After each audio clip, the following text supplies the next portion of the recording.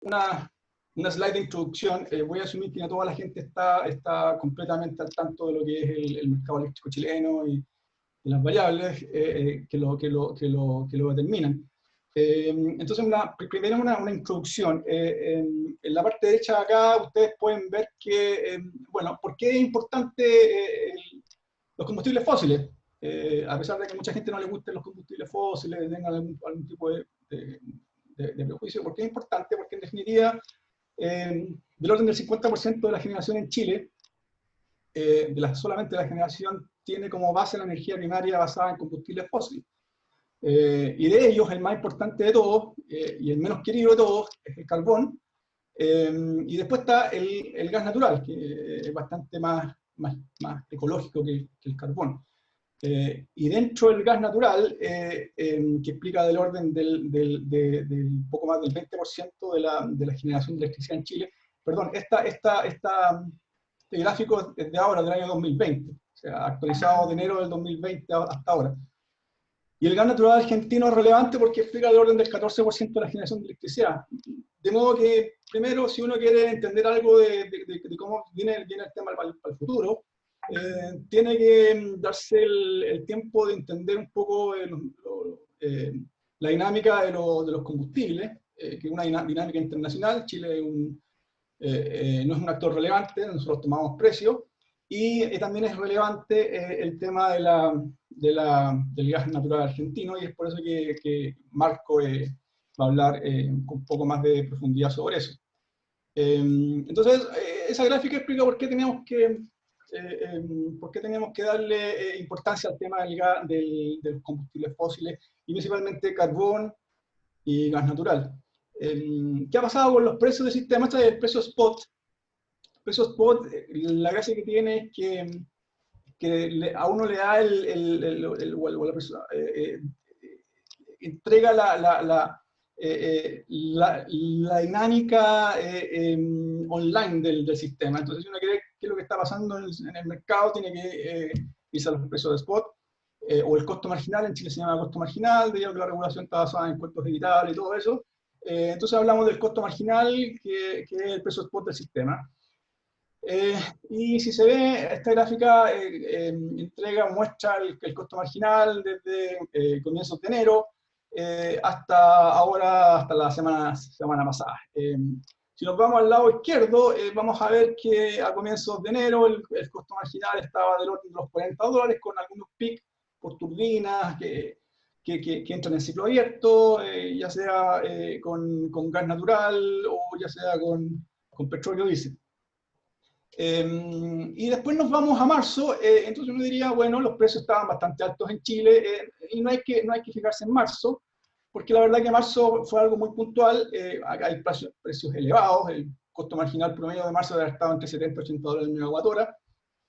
Entonces no hay que fijarse en marzo debido a que es puntual, y por qué fue tan alto el precio, principalmente porque centrales termoeléctricas importantes del sistema estuvieron indisponibles, ya sea en disponibilidad programada o por falla.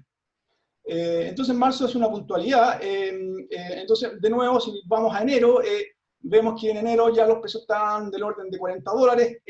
Si uno hace si yo hubiese graficado parte del año 2019, había visto que el precio después de octubre, después de lo que pasó en Chile en octubre, el precio ya se había dado una caída, que había empezado a recuperar por noviembre y diciembre, recuperar en términos relativos, es decir, llegando de nuevo a los $40, y después entramos en marzo, y después entramos en la dinámica del COVID. La dinámica del COVID en Chile empieza a tener impactos, digamos, a finales de abril, cuando empiezan a salir los planes especiales de emergencia. Entrado mayo, empiezan las cuarentenas, y ya empezamos a ver a finales de mayo, en la última semana de mayo, el impacto en el sistema, principalmente por impacto local, menor demanda, y por impactos internacionales, que son los precios internacionales de los commodities, entre ellos petróleo, gas y carbón. Nos internamos más en el año, y vemos que el precio cayó en torno a los $30, y después vemos estas singularidades. que son precios en $0 el megawatt hora, que explican principalmente por, o sea, dado que estamos en un escenario de baja demanda y bajo precio de combustible, se explican además porque hay declaraciones de lo que voy a explicar, que son una singularidades chilenas en las definiciones de GNL, GNL inflexible, y adicionalmente existió una mayor oferta de generación hidroeléctrica. Y eso un poco explica también, explica por qué los precios en algunas horas se fueron a cero. Si comparamos el precio promedio de agosto, lo comparamos respecto a mayo, respecto a abril, o sea, nos olvidamos, sacamos marzo de la ecuación, vemos que el precio ha ido bajando hasta llegar en agosto, lo que llevamos de agosto, a una baja del orden de un 40%, es decir, una tremenda baja en el precio de la energía. Y el otro punto importante de acá que uno puede sacar, que los precios están en torno a los $30, incluso menos, conclusión importante, primero, ¿quiénes están marcando los precios en Chile? Son una mezcla entre carbón, GNL muy barato y gas natural argentino. Ellos están marcando el precio en el spot. Primer punto importante, y segundo punto relevante es que en torno a los $30, la verdad que una parte importante de los proyectos renovables que fueron evaluados seguramente con precios superiores a $30 están en problemas, en serios problemas. Entonces, vámonos primero al petróleo. Bueno, ¿y por qué petróleo? Si el señor Muñoz dice que el carbón y el gas son los que están explicando el precio de la generación, bueno, porque petróleo, todo de algún modo está indexado al petróleo, principalmente el gas y el carbón, bastante menos, pero también sigue cierta dinámica con el petróleo. Y hay dos índices del petróleo, uno es el índice norteamericano, que es el WTI, y otro el índice del petróleo que se transa en el Mar del Norte, el mar que está entre Inglaterra y por otro lado Noruega, hay grandes fuentes de petróleo, y el petróleo que viene de la OPEP, ese petróleo se transa, o el índice que mide los precios de ese petróleo es el petróleo Brent. Leves diferencias, principalmente a circunstancias circunstanciales de mayor oferta, exceso de oferta en el WTI respecto al Brent, y eso explica por qué un poco el WTI se transa un poco por debajo del Brent, que debería ser al revés, porque el WTI es un petróleo de mejor calidad que el Brent, pero por sobre ofertas puntuales que ocurren en el mercado norteamericano, el WTI es algo menor que el Brent. Y acá, en una ventanita que está acá a la derecha, está la dinámica del COVID. Aproximadamente en la tercera semana de enero ya se empieza a confirmar que el COVID se transmite entre los seres humanos, y ya empiezan a notarse caídas en la demanda, en la demanda de energía, y por tanto si cae la demanda de energía, cae la demanda de los commodities combustibles, y en particular la del petróleo. Y después nos vamos a comienzos de marzo, donde la OPEP, OPEP más, cuando ustedes vean OPEP y el símbolo más, significa OPEP más los rusos, que son los que manejan el petróleo, el petróleo el petróleo del lado oeste, del lado digamos, están los árabes y el petróleo ruso, bueno, redundante, de los rusos. Y la otra componente importante que también impacta mucho en el petróleo es el comportamiento de los productores independientes norteamericanos, que tienen otra lógica. De modo que el precio de equilibrio del petróleo está entre la guerra entre los productores norteamericanos independientes que producen petróleo no convencional basado en el tight oil o shale oil, que el nombre que le dan los europeos. Y por otro lado está esta asociación que empezó hace algunos años atrás, justamente para combatir a los norteamericanos, la asociación entre los árabes, principalmente Arabia Saudita, que controla la OPEP, y Rusia. Bueno, a comienzos de marzo estos dos bloques no se pusieron de acuerdo en los recortes de la producción. La idea es ponerse un precio objetivo y se reparten las reducciones de la producción, así funciona el cartel de la OPEP. Arabia Saudita normalmente es quien pivotea la producción. Sin embargo, y eso explica por qué el precio se fue para abajo, llegó a $20, incluso un poquito menos. Vimos con urgencias que el WTI había caído incluso a precios negativos, y eso no es porque el precio, la producción o el costo de la producción de petróleo fuera negativo, sino que sucede, es una cuestión más bien financiera, porque a diferencia del Brent, que el Brent es un índice duro, es decir, que mide exclusivamente, mide contratos punto a punto, contratos físicos. El WTI también incorpora contratos financieros, y ahí entran los brokers. Y lo que pasó con el WTI negativo fue que hubo un descalce entre los brokers que compraban petróleo y esperaban venderlo a cierto precio, y si no encuentran no lo podían meter porque la demanda se había desplomado, luego no sabían dónde meter el petróleo y luego lo regalaban o le pagaban a alguien para que se hiciera cargo del petróleo. Entonces eso explica por qué el precio se desploma a $20, o sea, un desplome en la demanda mundial del petróleo, un desacuerdo, falta de acuerdo entre la OPEP y los productores rusos. Y luego, a comienzos de abril, los rusos y los árabes se ponen de acuerdo y empieza y se nota mejor acá, empieza nuevamente el precio del petróleo a subir en torno a los $40 el barril. ¿Ok? Proyecciones, perdón, me fui para el otro lado, perdón. Proyecciones del petróleo. Si uno ve algunas proyecciones públicas del precio del petróleo, ustedes lo pueden ver acá en la parte derecha.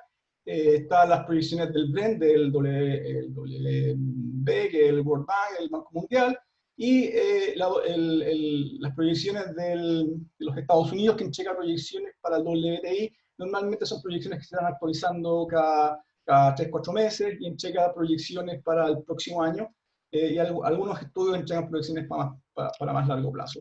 Que el Banco Mundial y la agencia norteamericana, que es la que entrega estas proyecciones, la Agencia de Energía norteamericana, un precio del petróleo para el próximo año en torno entre $40 y $50 el barril. Es decir, todavía por debajo del precio de equilibrio del petróleo. ¿Cuál es el precio de equilibrio del petróleo? Ya no son los $100 que uno veía en el año 2010, un poco antes del 2010. No, el precio de equilibrio del petróleo está dado por este equilibrio que les decía entre los productores norteamericanos y la OPEP y los rusos por otro lado. Y se da un equilibrio que se puede ver, como han comentado, los precios históricos hacia atrás, entre 50, 60, 50, $70 el barril, más o menos por ahí es como fluctúa esta cuestión. Entonces, ¿qué es lo que se ve para el próximo año?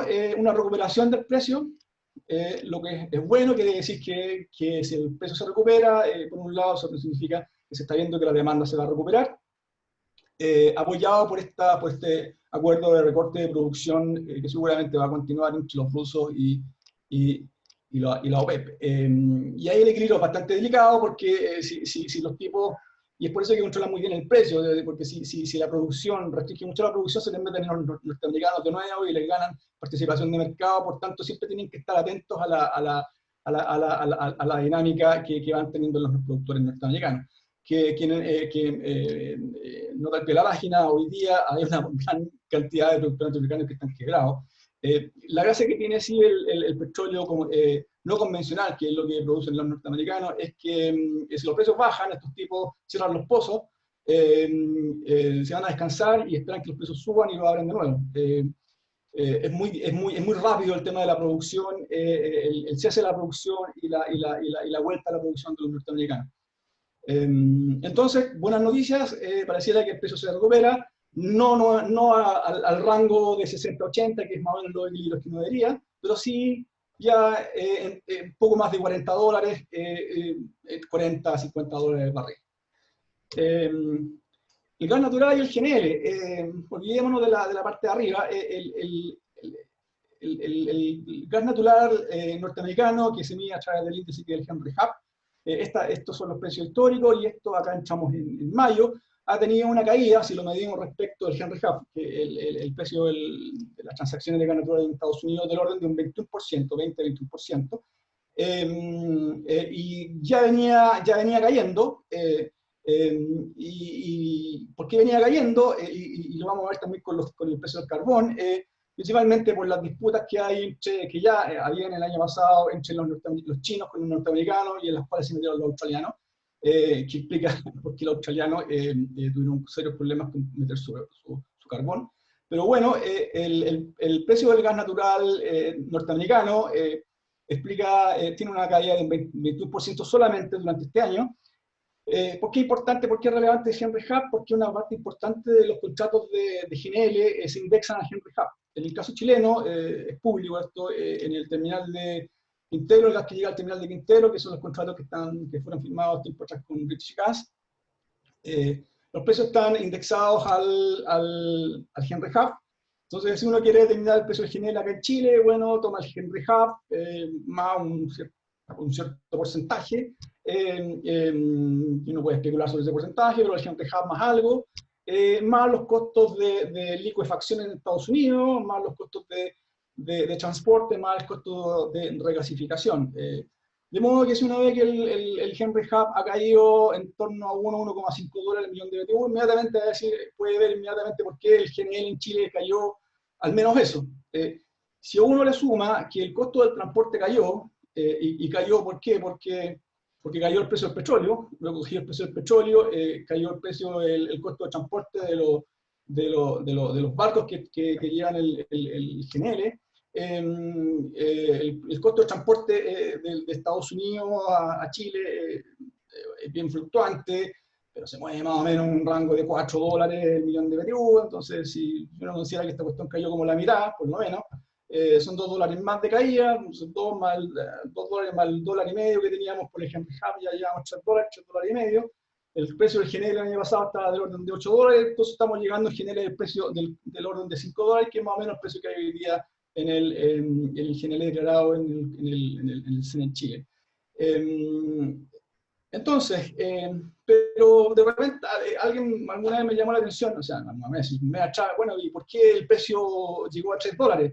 De hecho, un generador chileno declaró un precio en 3 o 3,2 dólares el millón de BTU, y eso se explica, bueno, la verdad que los contratos de GNL en Chile son privados, no son públicos. Uno puede explicar qué sucedió. Una parte puede ser que lo que le acabo de decir, que el tema de la caída del WTI, perdón, del Henry Hub, más la caída del costo de transporte, y adicionalmente, otra variable que puede suceder es que el GNL, compras de GNL al spot. Entonces, o sorpresa, sí existe un mercado secundario del GNL.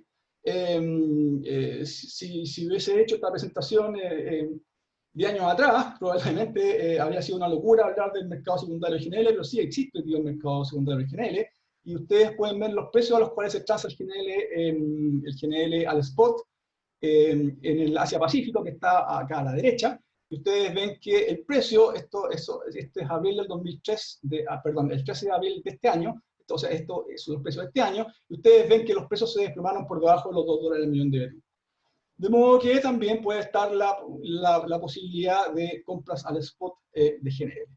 Esto es meramente circunstancial. Esto no obedece a un tema estructural de la industria del gas natural ni del GNL. Es meramente circunstancial. Es circunstancial por el tema del exceso de oferta, el sobrestock que quedó después que la demanda de GNL se redujo drásticamente con el tema del COVID. Entonces, proyecciones del GNL, de nuevo tenemos las proyecciones del gas natural. Tenemos las proyecciones que están acá abajito del gas natural en Estados Unidos, que es el índice de Henry Hub, las proyecciones del Banco Mundial y de la Agencia Norteamericana. Banco Mundial están en azul oscuro, y las proyecciones de la Agencia Norteamericana están en amarillo. Podemos ver el año 2021 que estos tipos esperan un precio, una recuperación del Henry Hub, de nuevo buenas noticias, del orden de 2 a 3 dólares el millón de BTU. El precio del GNL del gas natural hoy día, o hace algunas semanas atrás, estaba en entre 1,8 y 1,9 dólares el millón de BTU. Es decir, ya se está viendo una recuperación. no a los precios que estábamos viendo más de un año hacia atrás, pero sí una leve recuperación entre 2,5, $3 el millón de BTU. ¿Ok? Y eso inmediatamente impacta el precio del GNL, por tanto, si el precio del GNL sube, el precio del gas del Henry Hub sube en $1, el GNL inmediatamente sube en $1. Entonces, si el GNL está hoy día declarado $5 o $6, es $1 más que suben en su costo. Y eso es bastante relevante, porque $1 por millón de BTU implica del orden de 7 a $8 por megawatt hora en los costos variables de operación de un ciclo combinado. Entonces, es un impacto importante, es no menor. O sea, me diga, $1 no es nada por millón de BTU, la verdad que no, es bastante, son 7 a $8 por megawatt hora en el costo variable de un ciclo combinado. Carbón. El carbón tiene una dinámica bastante especial. Si bien el gas y el GNL se mueven en función del petróleo, están muy correlacionados, el carbón sí tiene una historia un tanto especial. Y acá, si uno quiere estudiar bien el carbón, tiene que irse al australiano. Porque los australianos son los mayores exportadores de carbón del mundo. Uno ve a los australianos con temas de renovables, ve con el hidrógeno, pero la verdad es que los australianos están enfocados en el carbón y hace algunos años atrás empezaron a explotar shale gas. Entonces, esos son los dos grandes enfoques reales de los australianos, carbón y shale gas. Y vemos que el carbón a finales del 2018 llegó, son precios FOB, ¿ok? Acá están dibujados el carbón y el carbón sudafricano. Sin embargo, le puede llamar la atención solamente por el carbón australiano, que es una parte importante de la matriz de carbón que llega a Chile. Llega mucho carbón australiano, carbón norteamericano y carbón colombiano. Pero el carbón australiano es el que mueve los precios. Entonces, uno ve precios del orden de 100, 120 FOB, o sea, eso le suma el transporte, precios en Chile por sobre $120 la tonelada, que son los precios que uno veía hace un año y medio, cuando veía las declaraciones de la centralidad de carbón en el coordinador eléctrico nacional, que es el caso chileno, es el operador del sistema, que para los amigos argentinos que están presentes, el coordinador o coordinador eléctrico nacional, o también se le llama CEN, es el equivalente al CANESA de Argentina. Caídas respecto a enero del orden del 21 a 26%, más aún si uno va para atrás, entonces uno ve, oye, el carbón empezó a caer antes del COVID, sí, y ahí me pregunto, oye, ¿por qué empezó a caer el carbón? Por las políticas climáticas, es decir, por reducciones de CO2, la verdad que no, el carbón empezó a caer por algo bastante simple, es por la guerra comercial que se desató entre Estados Unidos y China, a la cual se metió Australia, porque Australia prohibió que entraran productos chinos, creo que productos electrónicos, y en represalia, China, que es el principal, que es el principal comprador de carbón del mundo. China tiene un doble error. China y Estados Unidos son como la Arabia Saudita del carbón, o sea, las mayores reservas de carbón están en China y en Estados Unidos. El problema de los chinos es que tienen reservas muy caras de extraer, y es por eso que compran mucho carbón. Y quien domina las ventas de carbón en el Asia-Pacífico es Australia. Por tanto, los chinos dijeron, bueno, me están impidiendo que yo ponga mis productos en Australia, esto es australiano, entonces yo desarrollo mi industria, empiezo a desarrollar mi industria de carbón, empiezo a tirar líneas férreas hacia las regiones que están más hacia el interior de China, empiezo a sacar el carbón y quemo el carbón local. Y eso fue lo que pasó, y eso explica por qué el precio del carbón ya el año pasado se empezó a desplomar y empezó a llegar a precios FOB del orden de 60, $70 la tonelada. En Chile, 60, $70 la tonelada, precio FOB, va a depender mucho del costo del transporte y la descarga, pero uno le puede sumar unos 10, $15 más y con eso explicaría el precio declarado en central. Entonces la dinámica del precio del carbón ya venía cayendo por el tema de la guerra comercial con los chinos, cayó aún más con el tema de la reducción de la demanda mundial energética y por tanto de carbón. Proyecciones, bueno, las proyecciones del carbón australiano están acá a la derecha, también del el World Bank, que está en azulito, y esta es la proyección del carbón norteamericano de la agencia norteamericana. Para el próximo año se ven precios recuperados en torno a los 50, 60 dólares la tonelada, o sea, precios levemente recuperados, volviendo tal vez a los precios que había antes del COVID, por ahí por diciembre, enero de este año. O sea, tampoco estamos hablando de precios del orden de 100 dólares la tonelada. Luego estos son los precios del carbón que uno debería ver esperar el próximo año, 60 dólares FOB. Si a eso le suma costo de transporte, 10, 15 dólares, estamos hablando de 70, 75 dólares por tonelada quemado en central. ¿Qué pasa? Ahora vamos a ver qué pasa acá en Chile. Nos enfocamos, ya vimos la dinámica internacional, una caída, una caída sustancial de los precios de los commodities. Vamos a ver qué es lo que está pasando en Chile, que toma precio de los commodities, pero tiene algunas particularidades. Y esta es la disponibilidad de gas natural en el CEN, ¿ok?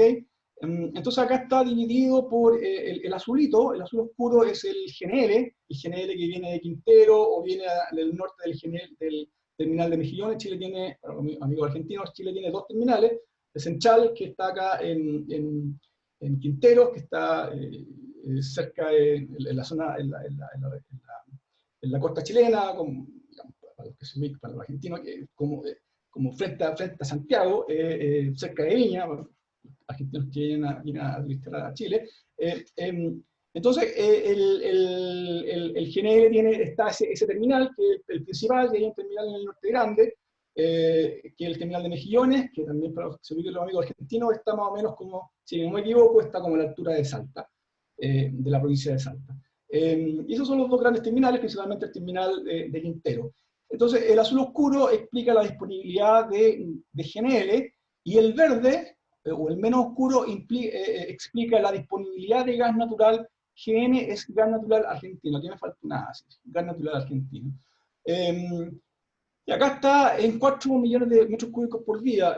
Para tener una idea, un ciclo combinado consume del orden de 1,7 millones de metros cúbicos por día. Luego, si tenemos disponibilidades de 4 a 6, significa que tenemos, bueno, 2, 4, 6, tenemos por lo menos entre 3 y 4 ciclos combinados, GNL para 3 o 4 ciclos combinados. Esa es la disponibilidad declarada. Entonces GNL la verdad que parece que nos falta, no hay problemas de disponibilidad de GNL. Y todavía no nos fijemos en el rojo, eso voy a hablar enseguida. Y tenemos el gas natural argentino. Y el gas natural argentino también parecería que tenemos disponibilidad de gas argentino, bajando ahora en el invierno chileno, subiendo con el verano. Estamos viendo, se ven, o esas son las disponibilidades declaradas en el coordinador, disponibilidades entre 3 a 4 millones de metros cúbicos por día de aquí a diciembre, subiendo un poco el primer trimestre del próximo año entre 4 y 5. Estamos hablando de 2 a 3 ciclos combinados, disponibilidad para el suministro de 2 a 3 ciclos combinados. Ahora, y aquí viene la relevancia de Marco, la presentación de Marco, bueno, realmente es así, ¿en qué están los argentinos? O sea, pueden dar esta disponibilidad de gas a Chile, y eso es la presentación de Marco. ¿Qué es lo que es el rojo? El rojo es una particularidad, una singularidad que existe en Chile, la verdad que no sé si existirá en otros países, lo desconozco, no lo he visto en otros lados, que es el GNL inflexible. El GNL inflexible, ¿qué es? Es que los generadores en Chile, los generadores que compran GNL, que tienen ciclos combinados y compran GNL, o bien pueden comprar el gas natural argentino, los del centro, dicen, sabe que yo programé mis compras de GNL y resulta que los barcos se me vienen encima, no tengo dónde meter el GNL, por tanto, si no me da colocación para mis ciclos combinados usando este GNL, el GNL lo tengo que ventear y se pierde. Eso significa que es GNL inflexible. Entonces, lo que hace el coordinador es, si ya, perfecto, señor, le pide algunos antecedentes, le dice, bueno, perfecto, deme su volumen de GNL inflexible y lo programo. De nuevo, entregando algunos antecedentes, hay una norma técnica sobre eso, a mi juicio algo laxa, pero bueno, existe una norma. Y y lo programa con prioridad. Prioridad quiere decir que lo programa casi a costo variable cero. Es decir, tiene la misma prioridad que una central de energía renovable, eólica, solar o hidroeléctrica. Y es relevante. Fíjense que en agosto ahora estamos del orden de, en términos de millones de metros cúbicos, del orden de 5 o 6 millones de metros cúbicos por día declarados para agosto. Eso significa que son prácticamente una buena parte de los ciclos combinados de la zona central declarados con ingeniería flexible, o sea, operando a plena una parte importante del día. Hay que tener cuidado, sí, que en las disponibilidades, el que exista disponibilidad no implica que esté toda la central. Hay un volumen que se declara como disponible. Y bajando entre septiembre y diciembre, bajando a prácticamente todo, digamos, prácticamente a un ciclo combinado. Sin embargo, hay que tener cuidado porque estas declaraciones se van actualizando, se pueden actualizar semanalmente. De modo que la próxima semana o en algunas semanas más puede llegar nuevamente el generador y decir, la verdad que viene nuevamente un barco con GNL, no tengo que hacer con este GNL, por favor, señor, deme prioridad. Entonces, esto puede variar. Esto es la foto que existe hoy día. Si uno toma las programaciones semanales que hay en el coordenador de una semana atrás, uno puede ver esto. Entonces, vamos a los precios. Los precios del gas natural en el coordinador, en el Sistema Eléctrico Nacional, que esa es la abreviación de SEN. Se mueven entre, el precio del GNL se mueve entre poco menos de 4, 3,8 a algo más de $8 el millón de BTU. En promedio están del orden de 5, $5,5 el millón de BTU. Quienes están en el promedio hacia abajo, principalmente los ciclos combinados de ENGIE, del norte grande, y acá un poquito más arriba están los ciclos combinados de Nehuenco y San Isidro. Si hubiese mostrado esta gráfica hace un par de semanas atrás, habíamos visto un punto acá, que era la declaración de GNL de Colbún, que fue del orden que sorprendió el mercado con una declaración de $3,2 el millón de BTU. Ok, estos son los precios del GNL, entonces uno puede ver que en realidad en términos promedio, el GNL parece que ha dado cuenta de la crisis del COVID, ha bajado de manera importante, y el gas natural argentino que está acá abajo, uno puede ver el gas natural en agosto está del orden de 4,5, entre 4 y $5 el millón de BTU, más tirado como, no, en realidad del orden de 5, $5,5 el millón de BTU, en términos promedios, valor mínimo del orden de como $4,5 el millón de BTU, compitiendo con el GNL, compitiendo bien cercano. Sin embargo, acá hay una sorpresa. Si hubiese clasificado esto hace un par de meses atrás, me habría dado, en realidad no hace mucho, hace un mes atrás, había visto que estos precios subían para acá,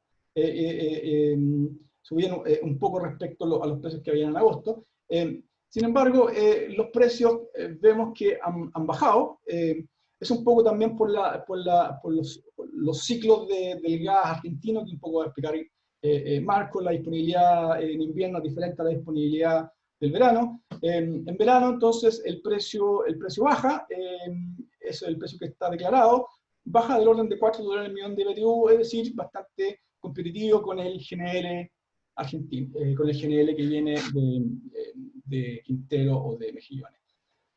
Precios del carbón, acá están los precios de las centrales declarados desde agosto en adelante, promedios hoy día del orden de $70 por tonelada, precios mínimos del orden de $60. Acá en los precios de abajo, de la media para abajo uno puede ver, acá está la central de carbón más eficiente del sistema de los últimos 10 años, incorporada al sistema de los últimos 10 años, están en el norte grande principalmente. En el promedio, entre $80, un poquito más, uno va a poder ver acá, ubicar la Bocamina 2, que es la central más nueva de ENGIE, la Santa María, que es la central más nueva de Colbún.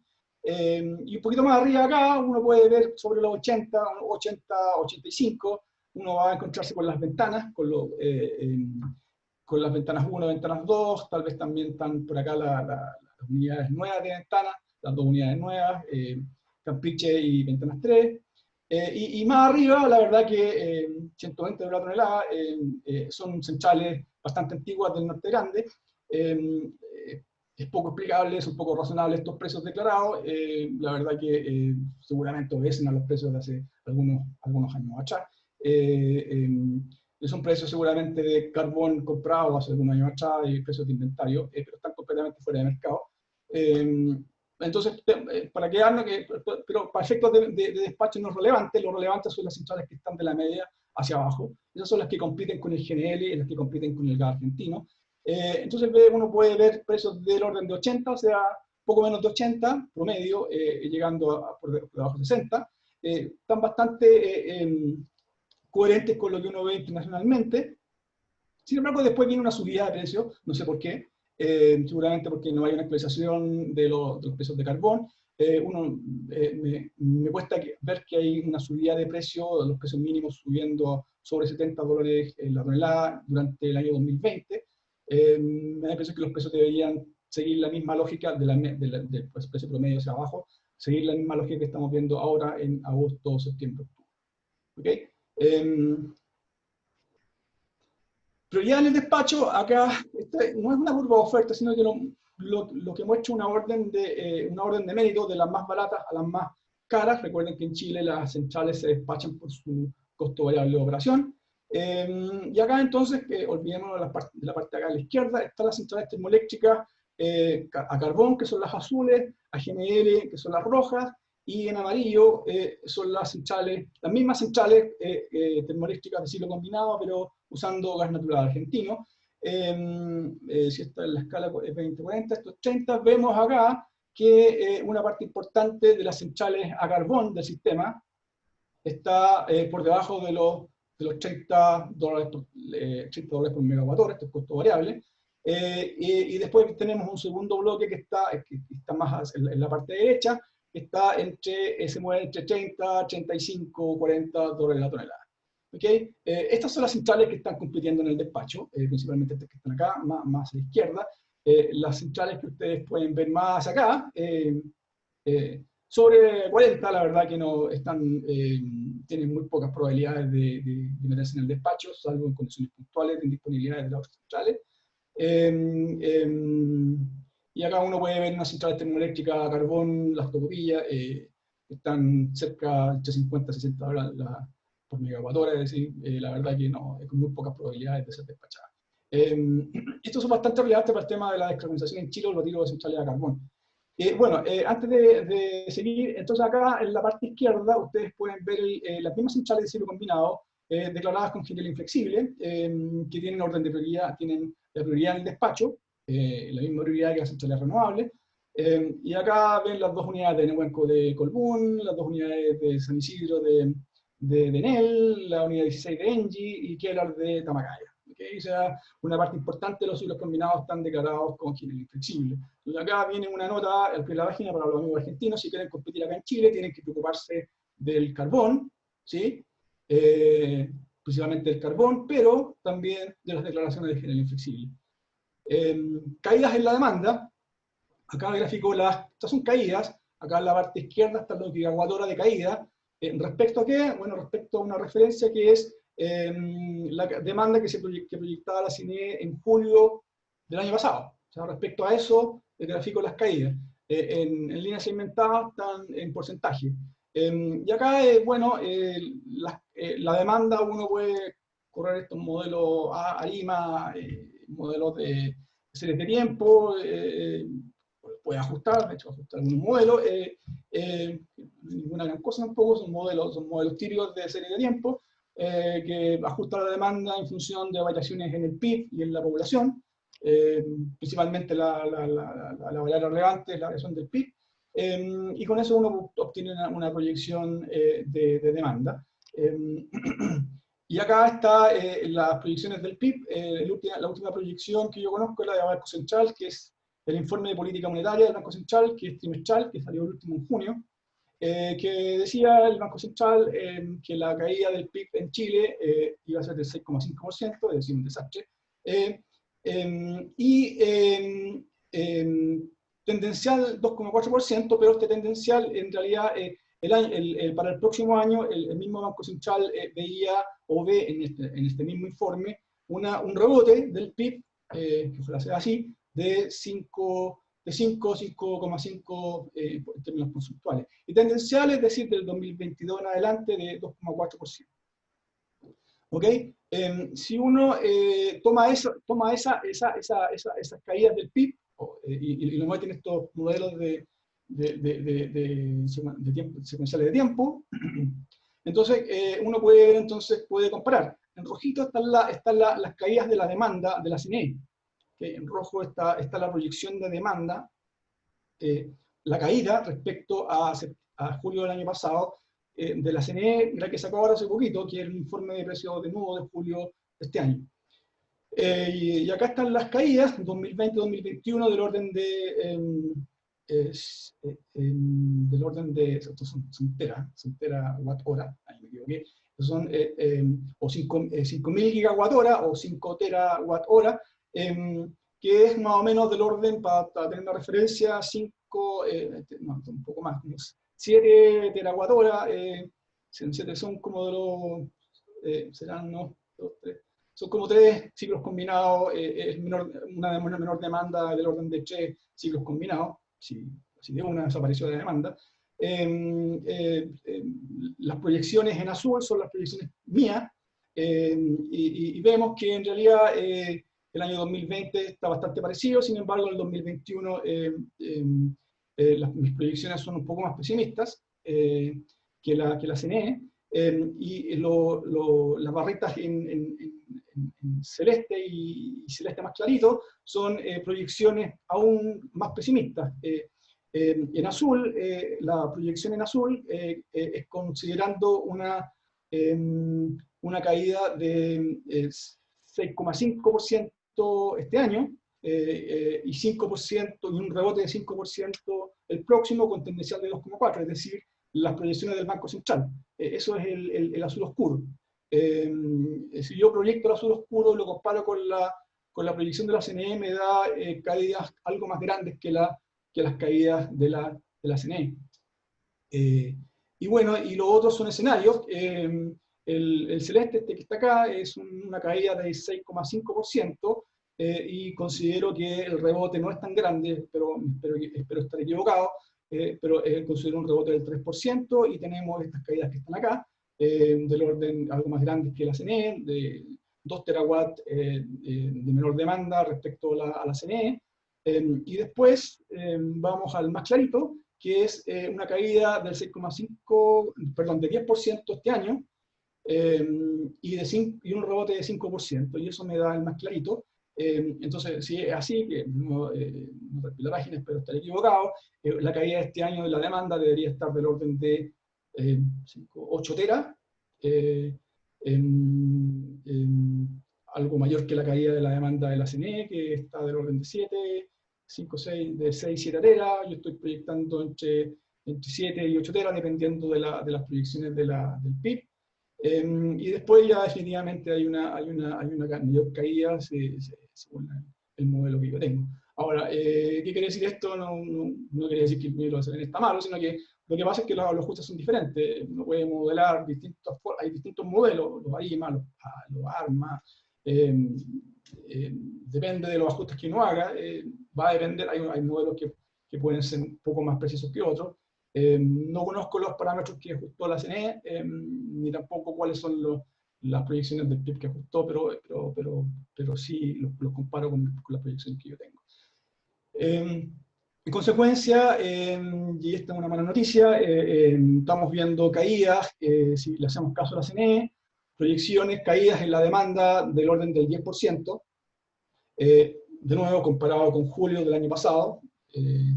Caídas del 10% es una tremenda caída de demanda, estamos hablando de caídas de 7, 8 terawatt hora, que son las caídas que está viendo la CNE. Si se cumplen escenarios más pesimistas, estamos viendo caídas por sobre el 10%, pudiendo llegar a caídas de 14%, 15% o 16%, pero realmente espero estar equivocado, pero la idea de esto es tener un panorama de cómo esta cuestión puede variar. Esa es la demanda. Costos marginales, proyecciones, aquí he hecho una breve proyección desde el día hasta el 2021. En azul oscuro está la proyección de costos marginales de la CNE, que es lo que sacó ahora hace poco, en el informe nuevo de julio del 2020. Precios en torno, por debajo de los $30, más bien en torno a los 25, 35, $30, y después en octubre del 2021 cayendo, cayendo a 10, 12 dólares el megawatt hora. Y estos de acá, perdón, me equivoqué. El azul oscuro es mi proyección. El verde segmentado es la proyección de la CNE. La proyección de la CNE tiene precios por sobre entre 30 y 35 dólares el megawatt hora, llegan en febrero-marzo, y después cayendo hasta llegar al orden de 15 dólares el megawatt hora en el segundo semestre del próximo año. Las proyecciones en azul son las proyecciones mías, que hago de distintos supuestos relacionados con la CNE, supuestos de demanda y supuestos de costos marginales, y entrego un rango. El oscuro es pesimista, es decir, considerando precios de combustible más actualizados que estos que están acá, es decir, perdón que me mueva para atrás, asumo que estas centrales que están acá arriba actualizan sus precios.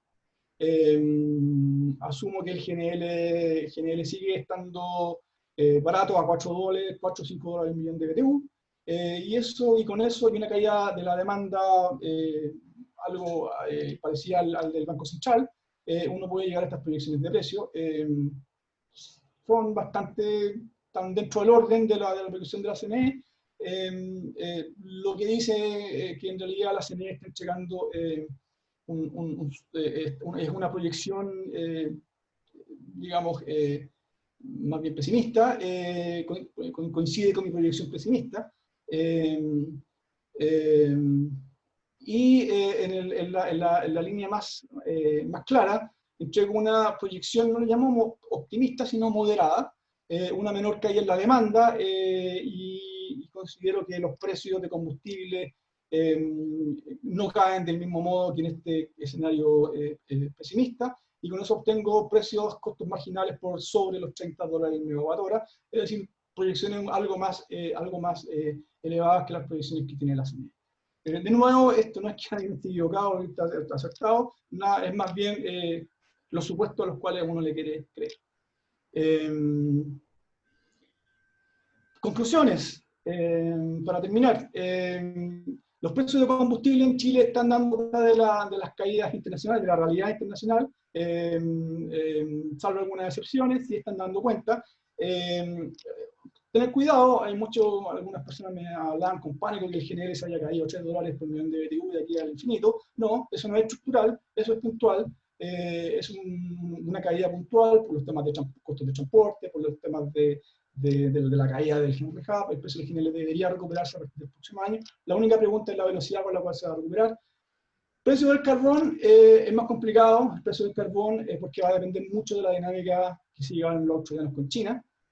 Uno debería esperar el precio del carbón de todos modos, no por solo 80 dólares en promedio al próximo año. Entonces ya está del orden de lo que hay hoy día, entre 60 70 dólares por tonelada. Un punto importante que hay que revisar: descarbonización. Retiro de carbonera no es relevante en la reducción de emisiones. ¿Por qué? Porque sencillamente no salen despachadas. Y los retiros de carboneras a los cuales está enfocado Chile son las centrales más antiguas del sistema, centrales de 40 a 50 años, que son altamente ineficientes. Por tanto, no es relevante desde el punto de vista de descarbonización, que es reducción de emisiones de CO2, no es relevante el retiro de carbonera. Lo que sí es importante es tener una señal de precio del carbono coherente con las metas climáticas. Eso entrega así una señal correcta de descarbonización. Y le dice al sistema: oye, si no, aquí el que emita CO2 lo penalizo porque yo privilegio centrales o fuentes de energía de bajas emisiones.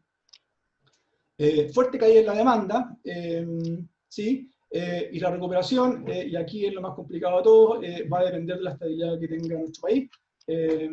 Si tenemos nuevamente un octubre como el año pasado, vamos a estar como el lado pesimista de las curvas que yo, incluso más abajo, de las curvas que mostraba. Y hay un tema bastante relevante, del cual hay que hacerse cargo, y si yo fuera un generador, Renovable, me enfocaría en eso. Primero, general inflexible, deprime mucho los precios. General inflexible, para que ustedes se den cuenta de la magnitud, es como tener una central termoeléctrica con una capacidad de 0 a poco más de 1000 megawatts, que puede valer 0 y puede ser declarada casi en cualquier momento. Es un tremendo impacto en el sistema. De modo que hay que tener mucho ojo con eso. La norma de general inflexible me parece que hay que revisarla un poco. Nos da cuenta de algo que ya pasó, que cada vez hay más un mercado secundario de GNL cada vez más importante. Operaciones obligadas de pagos laterales también deprimen los precios, es decir, centrales que entran a operar por necesidades del sistema, o ahora hace poco por esta cuestión de esta subasta de servicios complementarios, que me faltó ponerlo ahí, pero también es un punto que en términos de transacciones de energía no es relevante, de plata involucrada, pero en términos de impacto en los precios sí puede ser relevante, porque puede involucrar la declaración de centrales a mínimo técnico que bajan aún más los costos marginales. Caída en los precios va a implicar necesariamente un ajuste en el plan de inversiones. Posiblemente las centrales que ya están comprometidas no, pero de 2021 en adelante los tipos que están pensando en entrar seguramente van a ajustar su plan de inversiones, porque con $30 dudo mucho que alguien pueda entrar. Y eso, muchas gracias.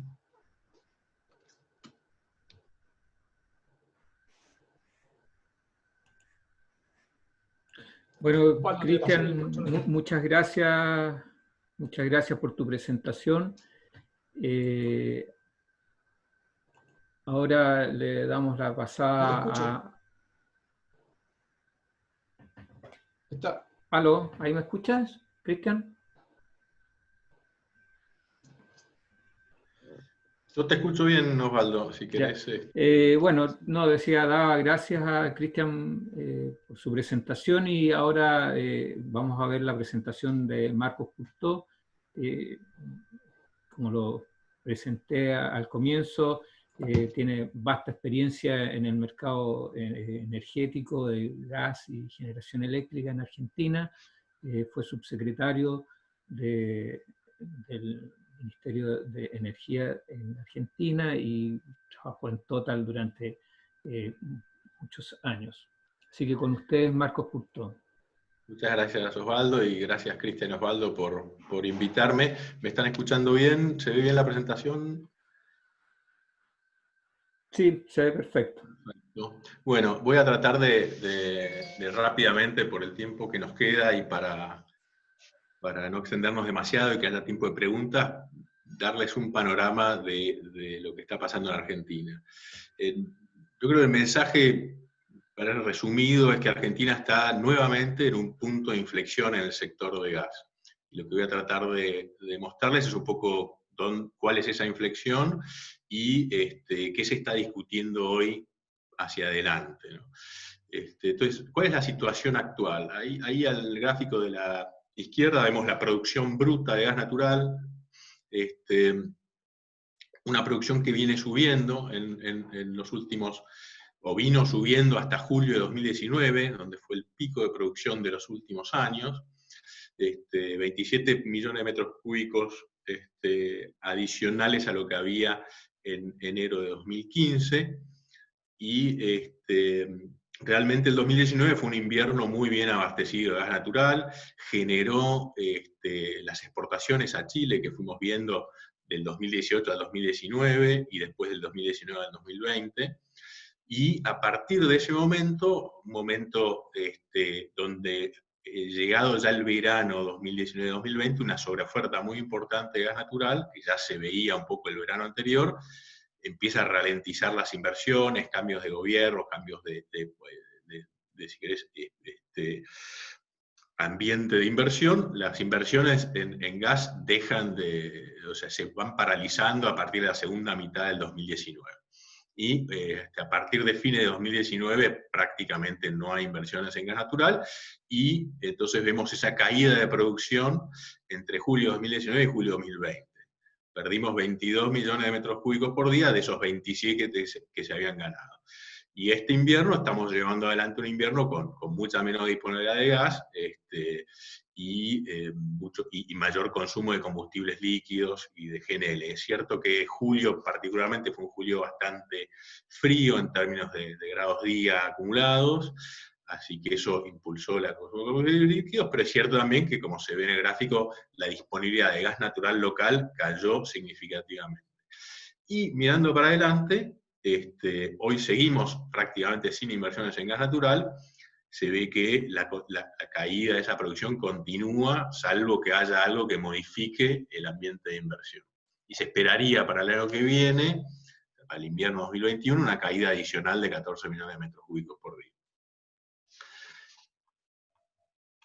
Este mismo problema de la inversión lo vemos en el gráfico de la derecha con los precios, ¿no? Los precios que venían, la línea verde es el precio promedio ponderado del gas natural en Argentina. Todas las ventas en boca de pozo. Venían en el entorno de los $4 durante el 2018 y ya pasado el invierno 2018 empieza a caer.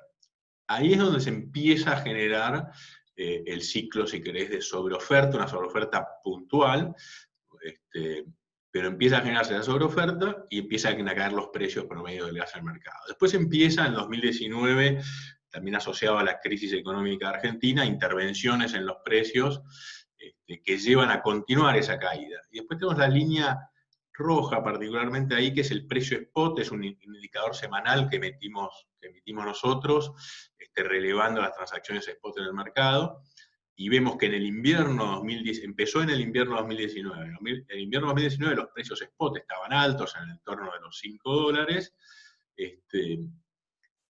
pero pasado el invierno se caen rápidamente hasta el $1.50, $1.40, que fueron los precios mínimos que vieron nuestro indicador spot.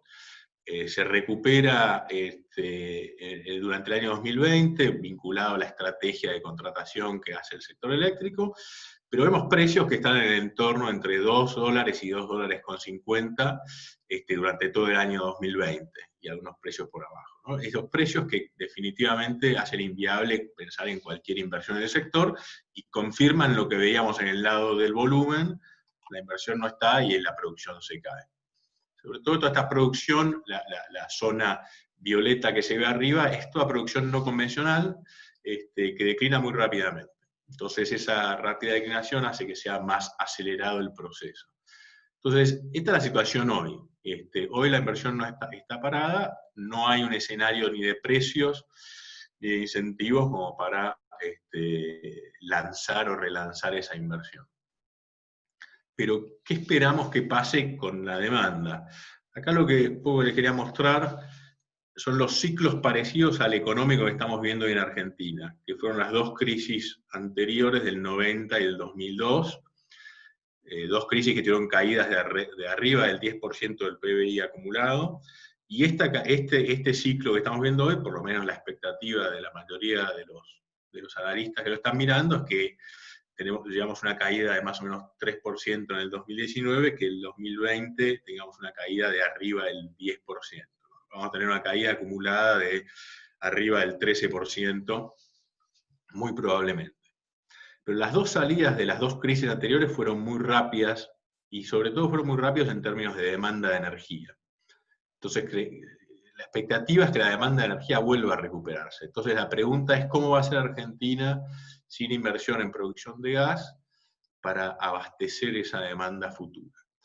La crisis del 2002 fue bastante diferente a la que vemos hoy, porque salíamos de un ciclo de inversión muy importante que dejó al sector gas natural con un montón de excedentes de exportación que fueron utilizados en el periodo post-crisis para amortiguar la necesidad de inversión, capturando esos volúmenes que obviamente del lado de Chile fue visto como la caída de la oferta del gas argentino en Chile.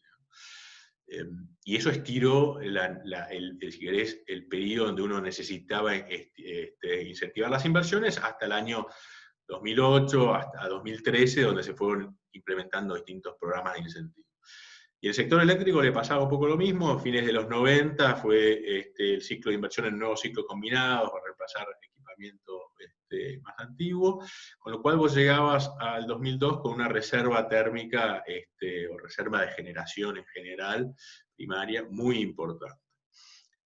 Ninguna de las dos cosas es cierta hoy. Es cierto que en el sector eléctrico el impulso que se le da a la energía renovable, más alguna inversión térmica adicional, hace que el sector eléctrico esté bien estructurado en términos de oferta de potencia. Y no se espera que en los próximos años haya una necesidad de nuevas inversiones, más allá de toda la inversión en energía renovable que sigue ingresando en los próximos meses, y algunos cierres de ciclo combinado que también faltan hacer en los próximos años, que ya están comprometidos. En gas natural, por el contrario, no hay ninguna reserva. La reserva, como vimos, ya desapareció la poca que había, porque la declinación rápida del no convencional hace desaparecer esa reserva rápidamente y ya no está. Entonces Argentina, hoy mirando para adelante, tiene dos desafíos. El primer desafío es cubrir la demanda de base. O sea, Argentina tiene una demanda, casi todos los países de clima templado, con un requerimiento de energía con la temperatura muy importante, que hace que el invierno en general tenga requerimiento térmico fuerte, tanto en el sector residencial de gas como en el sector eléctrico. Entonces Argentina lo primero que tiene que hacer es poder cubrir esa demanda de verano, o sea, dejar no ser un importador constante en forma anual de energía. Ahora, ese desafío es, y lo vemos en la figura de la derecha, es muy importante. Ahí vemos la proyección al 2030 de lo que sería la oferta de gas para cubrir la demanda argentina de verano. Estamos hablando de la demanda promedio del verano. Argentina en verano consume unos 120 millones de metros cúbicos por día y en invierno unos 180, 170, digamos, depende un poco los picos de temperatura. Obviamente desde el punto de vista de las exportaciones a Chile, cubrir la demanda de verano no es de ninguna utilidad porque no genera excedentes exportables. O sea, hoy estamos en una situación donde posiblemente haya un excedente exportable este verano, atado a una demanda muy caída por la crisis económica y a que la declinación de la producción está en proceso y todavía no terminó de declinar hacia la base de la demanda argentina, pero rápidamente son excedentes chicos que rápidamente desaparecerían. Entonces Argentina necesita invertir al menos de acá al invierno que viene para no tener una situación más dramática que tenemos este año, en capacidad de producción nueva de alrededor de 16 millones de metros cúbicos por día. Eso es un desarrollo muy significativo. Y después necesita, para mantener esa base de producción, más o menos 30 millones de metros cúbicos por día adicionales cada año.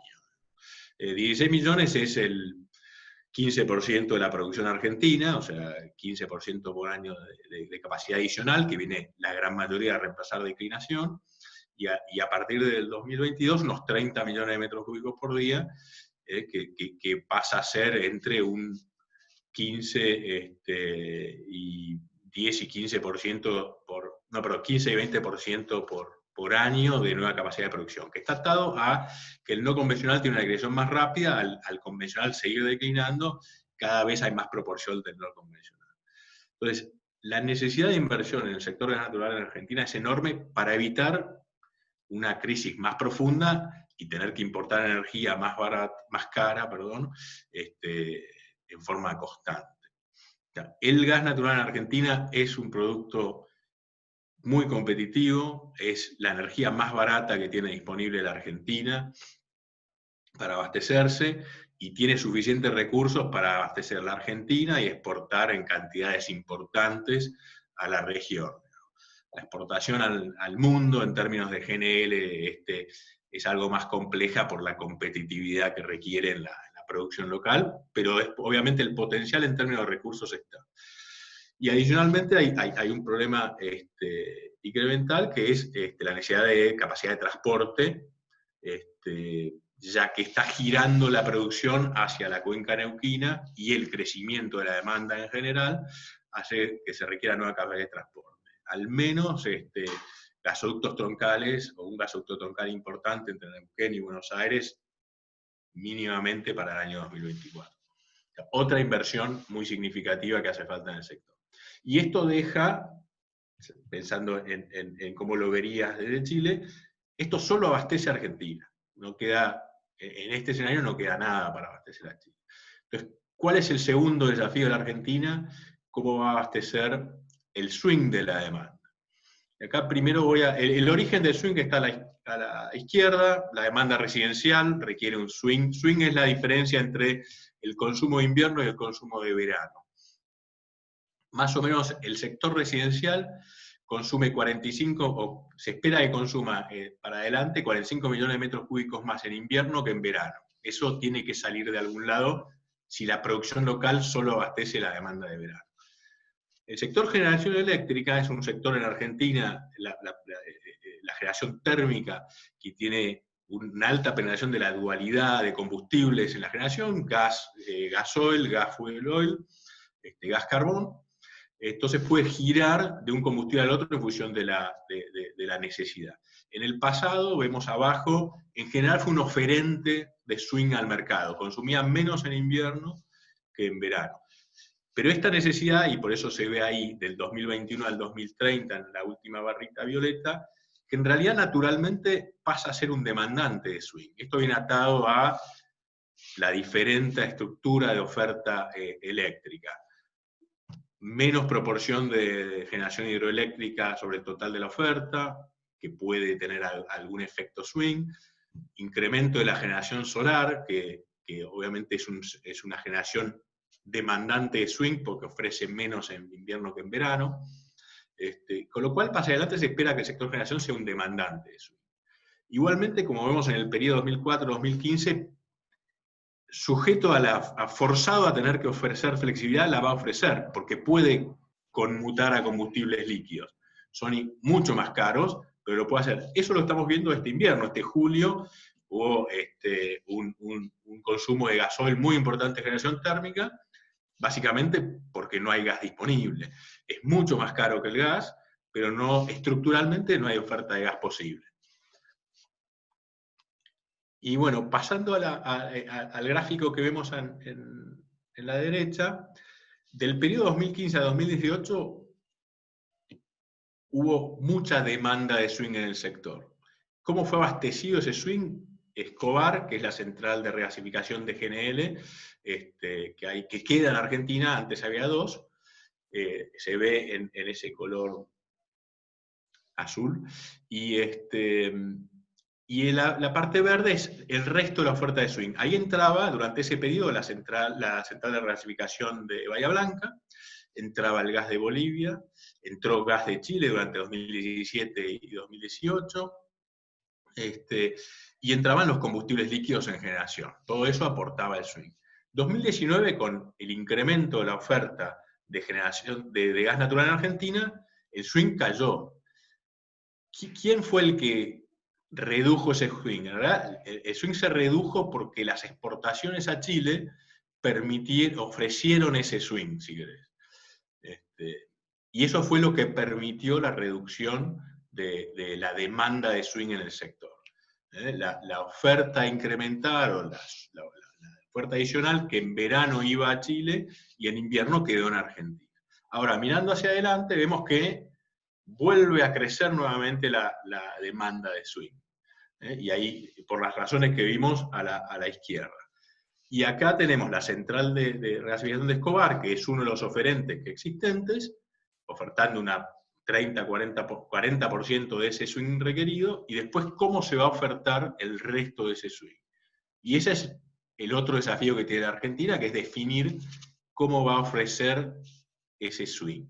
¿Va a ser todo combustibles líquidos en generación o va a haber otros componentes, ¿no? Y acá es donde hay una natural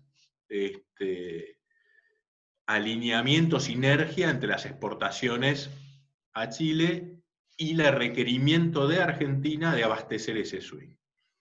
En las exportaciones contra... Acá, digamos, en esta placa no voy a entrar en detalle, pero la idea son cuáles son las alternativas de oferta para este swing.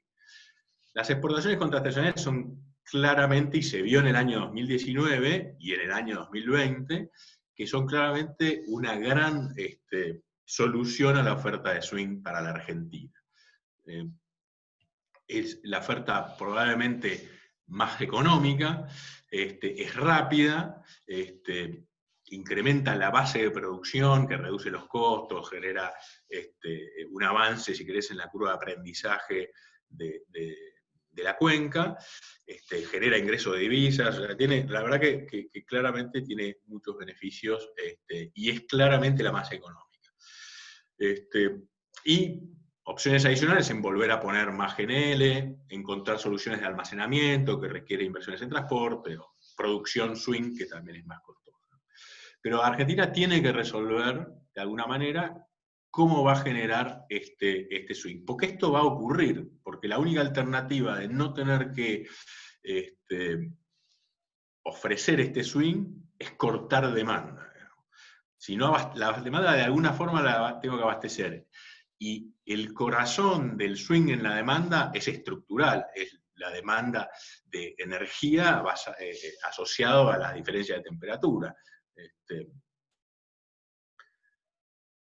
Y entonces, entendiendo que Argentina tiene un desafío enorme para volver a abastecer de energía, o para abastecer de energía al país, ¿dónde estamos hoy en estos incentivos, en este punto de inflexión que vemos para el sector? O sea, el sector tuvo un periodo 2002-2015 muy difícil, pero ya sobre el 2013 empezó a encontrar algunas soluciones para incentivar la oferta, pero siguió con grandes problemas estructurales adentro del sector. Durante el periodo 2016 a 2019 se solucionaron algunos de esos problemas, hubo un incentivo importante a la inversión, se ordenó el sector y se fueron resolviendo algunos de los problemas estructurales, pero sobre el final la crisis económica volvió a poner a la Argentina en este punto de inflexión. ¿Cuáles son los indicadores o las señales?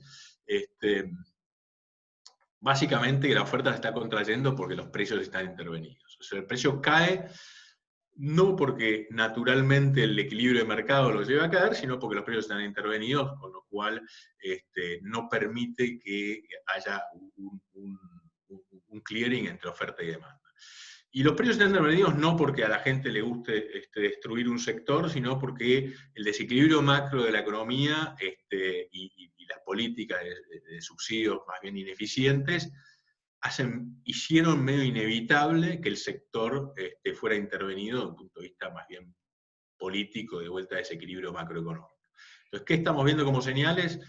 Aumentan las importaciones de energía, gas natural y combustibles líquidos, crecimiento de los subsidios energéticos, impacto de esos subsidios en las cuentas fiscales, aumento del déficit fiscal derivado del subsidio energético.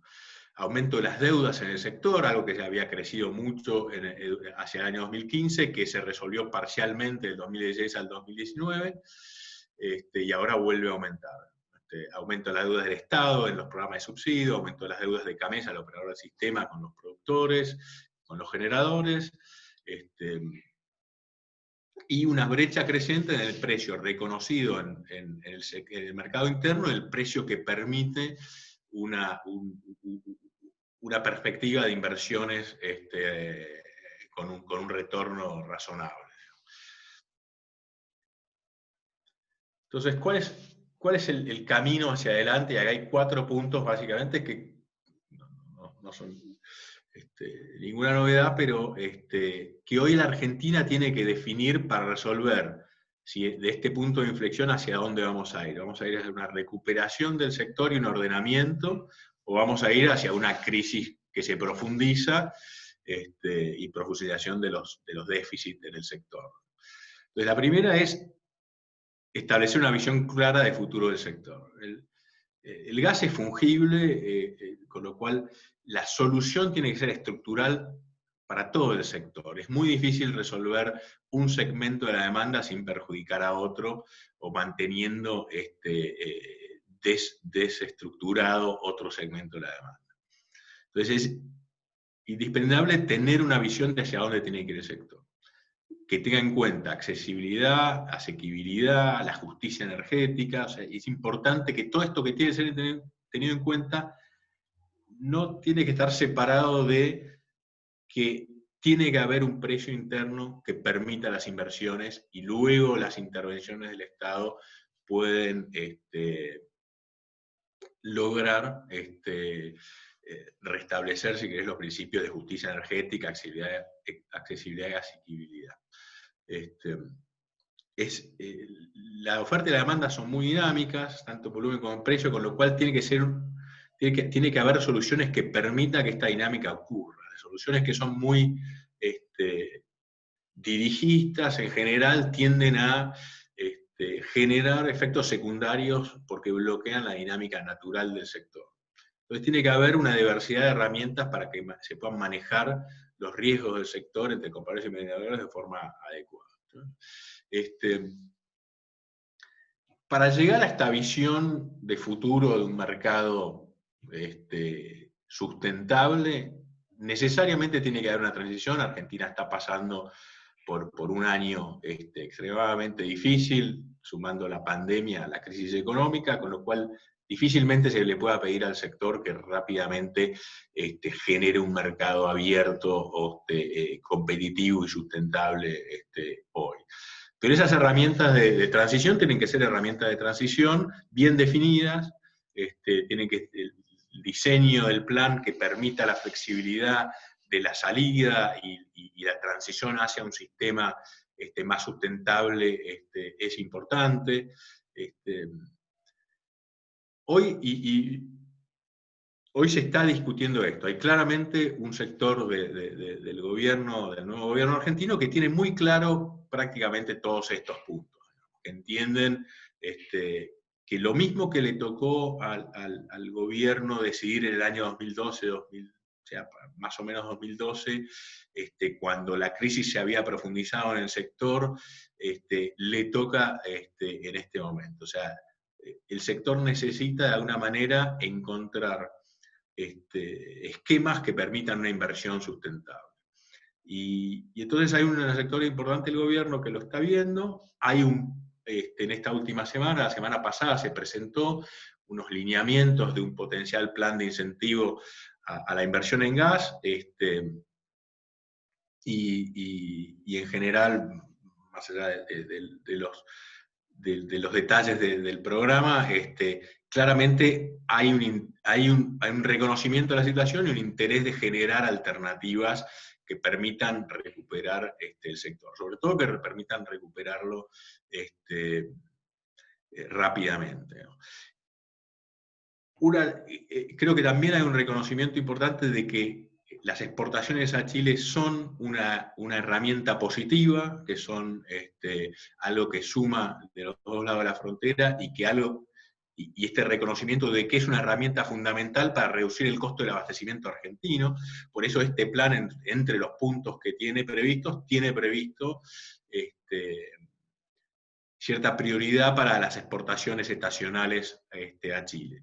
En volúmenes que llegan hasta los 10 millones, 11 millones de metros cúbicos por día, que pensando que el pico de este año o del año pasado fue 9 millones, es un buen volumen. Idealmente, un sistema sustentable podría generar mayor volumen. Nosotros hemos hecho estudio de potencial de exportaciones y hay mayor potencial de exportación. Pero hay otros puntos que también por ahí más difícil en un año como este, pero acá hay que encontrar, que es cómo restablecer los flujos de caja del sector. En los últimos, diría, 10 años, las facturas de gas empezaron a ser un mecanismo forzado de financiamiento del sector público o del sector privado, donde las facturas de gas se pagaban si se podían, y si no se podían, no se pagaban, que generaban, lo que vimos en el slide anterior, estas deudas intrasectoriales entre las distribuidoras y los productores, Camesa y los productores, o el Estado y los productores. Ningún sector puede invertir y puede ser sustentable si sus ventas son condicionales, o el pago de sus ventas es condicional. Y el sector en Argentina invierte principalmente los flujos de caja que se generan en el sector. O sea, hay inversión obviamente extranjera directa, pero la mayoría de la inversión es inversión que se origina en los flujos de caja del sector. O es fundamental que estos flujos de caja estén protegidos o restablecidos, o mínimamente tengan el respeto contractual que deben tener para que esa inversión sea viable. Y lo mismo con las deudas que se fueron acumulando en el sector hasta el momento. Volvió a crecer la deuda en el sector. Toda esa deuda en el sector es flujo de caja que iría a la inversión en un esquema bien estructurado de herramientas de transición. Y entonces también son otro punto fundamental para que el sector se normalice. Entonces, para resumirlo y concluir, y lo dije yo cuando estuve en Chile en el 2017 y 2018, las exportaciones argentinas, y sobre todo, particularmente las estacionales, pero también las exportaciones firmes, son una oportunidad enorme para la Argentina. Son claramente un win-win. Es la energía más barata que podemos producir, es competitivo con el GNL claramente, como dijo Cristian antes, saliendo de la coyuntura que tiene el mercado actual. Ya los futuros de JKM muestran para el año que viene precios promedio en torno a los $5, $5.50 en Asia, con lo cual con esos precios claramente el gas natural argentino es competitivo. Es competitivo con el carbón, además o puede ser competitivo con el carbón, además de los beneficios ambientales que genera. Y esta oportunidad, bueno, está ahí para ser capturada en función de cómo se defina este punto de inflexión que nos encontramos hoy. Si Argentina encuentra una solución para el incentivo de las inversiones en gas, los recursos que tiene Argentina sobran para abastecerse y abastecer a la región. El principal problema de Argentina en términos de recursos es que la ventana sobre la cual estos recursos van a ser demandados es posiblemente limitada en función del proceso de transición energética que está viviendo el mundo. Entonces, la pregunta en Argentina es cuántos de esos recursos nunca van a poder ser utilizados, no si a algún momento se van a acabar. Y entonces, desde el punto de vista del corto plazo, creo que estamos en este punto de máxima incertidumbre, donde la disponibilidad de gas argentino hacia Chile depende de decisiones que se van a estar tomando en los próximos meses, que hoy se están discutiendo, y como les decía, el plan que hoy se está discutiendo en Argentina es uno de los elementos fundamentales, y en función de cómo se resuelva, va a permitir evaluar mejor cuánta disponibilidad va a haber. Pero hoy estamos en ese momento donde lo que ocurre en los próximos meses va a definir qué potencial hay de exportaciones a Chile en los próximos años. Ojalá que las cosas se resuelvan bien, porque creo, como decía, que es en beneficio de los dos lados de la frontera. Y particularmente es el abastecimiento de gas de invierno más barato, o de energía de invierno más barata que tiene la Argentina. Así que los dejo ahí para pasar a las preguntas, que por ahí me parece más interesante entender un poco cuáles son sus preocupaciones.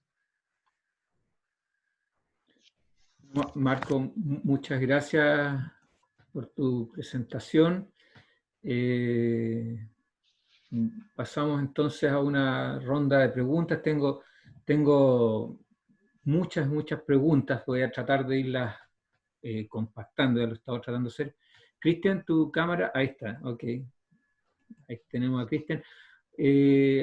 Voy a partir con una pregunta para Cristian, que de alguna manera la mencionó, pero creo que es interesante, que es el tema de la salida del parque generador en base a carbón.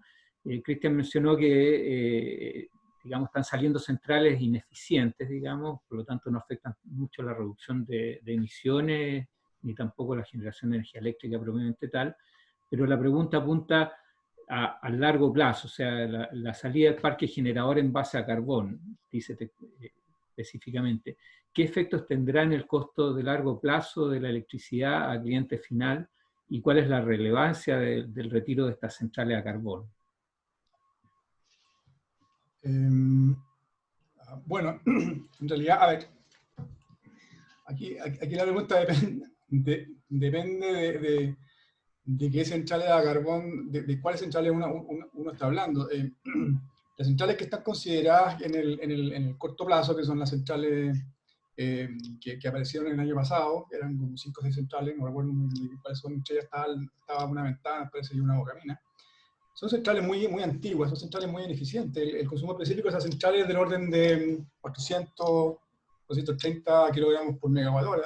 Costo variable de esas centrales con precios de carbón hoy día está por sobre los 40, 50 dólares el megawatt hora.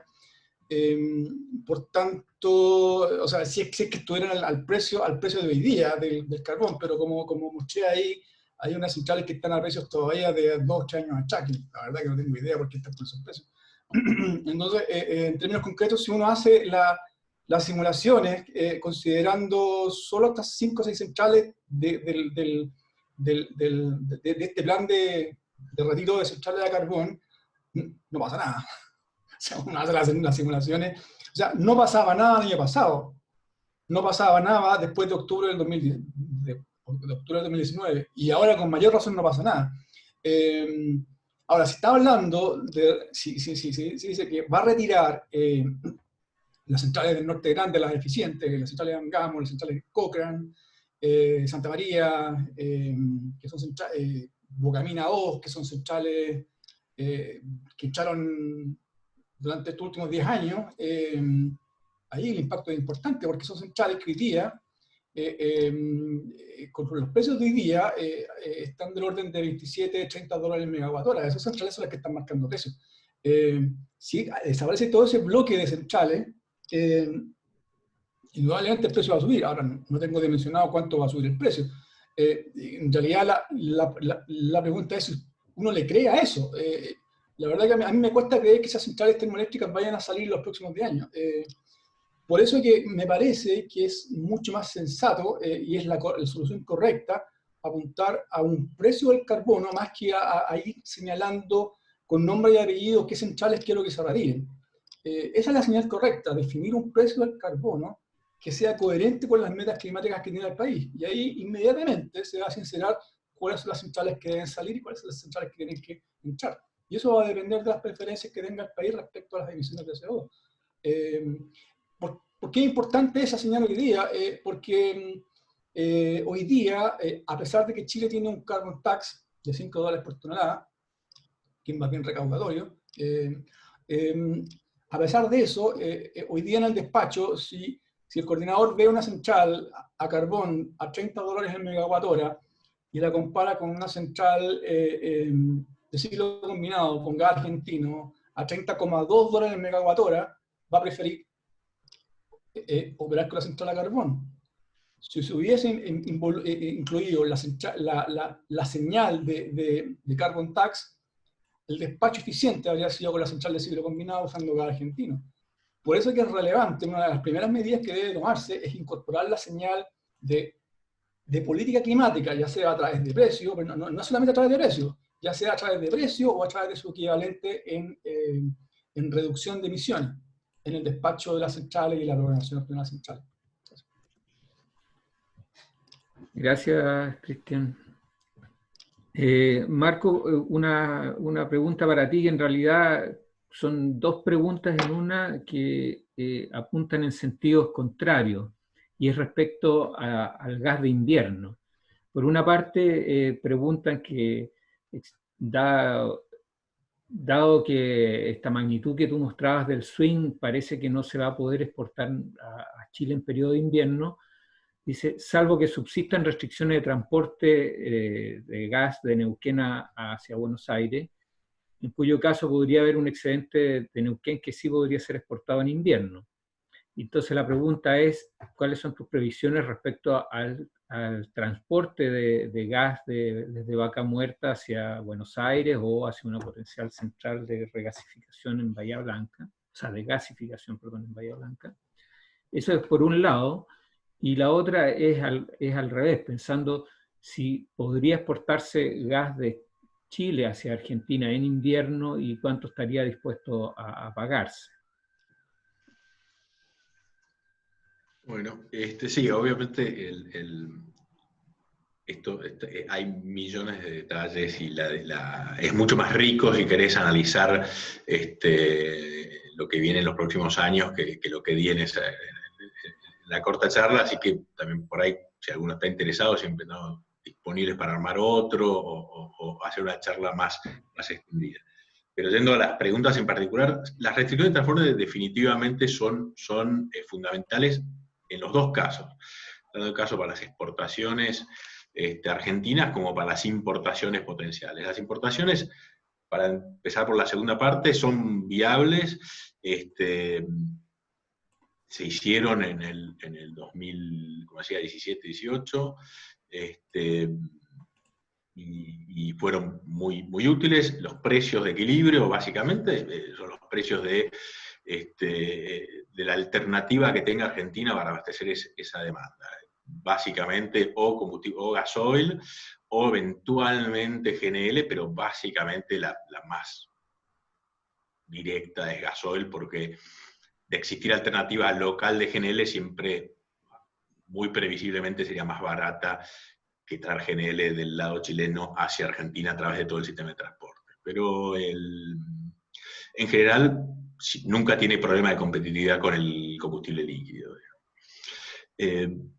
Sí hay problema de transporte, obviamente depende mucho del escenario que veas para adelante. En un escenario donde se resuelven medianamente los problemas en Argentina, difícilmente haya capacidad de transporte disponible para importaciones de Chile, hasta tanto no se construya un nuevo gasoducto de Neuquén a Buenos Aires. Y ahí vamos a la primera pregunta, que es la posibilidad de exportaciones en invierno. Lo mismo le pasa a las exportaciones. Hoy las exportaciones en gran parte están utilizando el sistema de transporte argentino. Entonces, sería difícil sostener volúmenes importantes de exportaciones a Chile sin expansión del transporte, si está resuelto el problema de producción. En 2010, digamos, el pico de producción que se alcanzó en 2019 en Argentina saturó el sistema de transporte. O sea que uno puede mirar ese punto y decir, bueno, el sistema de transporte actual hasta acá puede ofrecer este espacio. Y mirás las exportaciones a Chile en el invierno de 2019 y hubo exportaciones, ¿no? Menos que, más de las que hubo este invierno, pero menos que el potencial, pero alguna exportación marginal en invierno puede haber y exportaciones en verano, obviamente, más importantes. Pero depende mucho de cómo se resuelva la producción en Argentina. Para mí, en cualquier escenario, las expansiones de transporte son necesarias. Gracias, Marco. Cristian, otra pregunta que se repitió bastante con respecto al GNL inflexible. Hay un par de preguntas, las voy a tratar también de unir en una sola, digamos. Una es que, bueno, pareciera, dice, reflejar una política o conducta predatoria, y la pregunta específica es quiénes ganan y quiénes pierden con los despachos de generación con el gas natural inflexible. Segunda pregunta, ¿cuánto estimas que puede ser el impacto en costo marginal de este gas natural inflexible, si lo tienes evaluado? La otra, si no habría que ver algo con la unidad de vigilancia de la competencia que existe en el coordinador. Son al menos esas preguntas con respecto al GNL inflexible. El GNL inflexible es un temazo, es uno de los grandes temas que hay. Por eso les decía, si yo fuera generador renovable, ese sería mi tema para este año. Ahora, si tengo evaluado el impacto, sí lo tengo, pero lamentablemente no lo puedo decir. Tengo una restricción, pero sí lo tengo evaluado.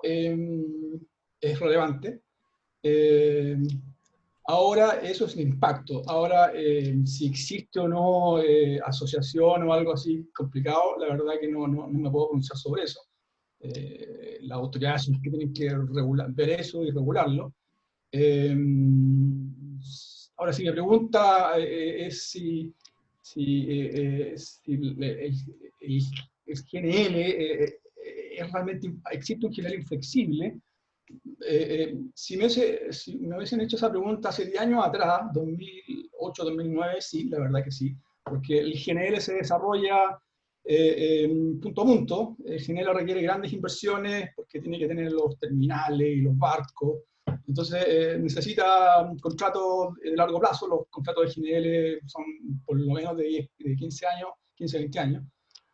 Y no había hace 10 años atrás un mercado secundario desarrollado, pero con el shale gas norteamericano cambió todo. El shale gas es un cambio estructural en o sea, los combustibles no convencionales, un cambio estructural en la industria energética, que no es lo que estamos viendo hoy día. Por eso insistí muy harto en lo que es puntual, estructural. Lo que estamos, la reducción de precios hoy día no es estructural, es una cuestión de exceso de oferta, producto que bajó la demanda, pero los precios se van a recuperar. El gas no convencional y el petróleo no convencional cambiaron el mercado, cambiaron la industria energética. Y se desarrolló a partir del desarrollo del shale gas norteamericano. Se empezó a desarrollar de manera importante el mercado secundario de GNL. Por tanto, si en la escala de 0 a 100 la inflexibilidad hace 10 años atrás era 100, hoy día en la misma escala de 0 a 100, la verdad que no es 100. Tal vez no es 0, pero está entre medio. Y las normas chilenas, no estoy tan claro que las normas chilenas estén dando cuenta de eso. Normalmente las normas chilenas tienen un rezago respecto a los cambios importantes en el mercado. La verdad que no estoy muy convencido de que la norma chilena esté recogiendo eso. La norma chilena parte del supuesto de que el GNL es inflexible y usted me tiene que demostrar que es flexible. Yo creo que debería ser al contrario. Todo GNL es flexible, todo GNL tiene precio como cualquier otro combustible, y usted me tiene que demostrar que es inflexible. Creo que hay que tener un cambio de paradigma. Y es relevante, ¿por qué? Porque el año pasado, en una semana del año pasado, todos los ciclos combinados del sistema, no solamente la zona central, sino que todos, o sea, los 4 ciclos de la zona central, más la unidad 16, más la termoeléctrica, la CTM, la unidad termoeléctrica de Mejillones, y me parece que también algunas de las unidades de Enel, no estoy seguro, pero me parece que también algunas de esas unidades de Enel, las CTM, estaban declaradas con GNL inflexible. O sea, la declaración de GNL inflexible fue de 9 millones de metros cúbicos por día, o sea, fue el 100% del GNL ese día. El GNL inflexible debería ser una singularidad. Así lo dice la norma, es un caso excepcional. Sin embargo, si usted hace la estadística del año pasado, de todo el GNL que se compró, el GNL inflexible llegó a ser más del 60%. O sea, me parece que salió de la excepcionalidad. O alguien está haciendo muy mal las compras, o algo no está bien. ¿Puedo dar una visión de nuestro lado? Yo trabajé 3 años en Nigeria en un proyecto de licuefacción de GNL y trabajé en Europa en trading de GNL también.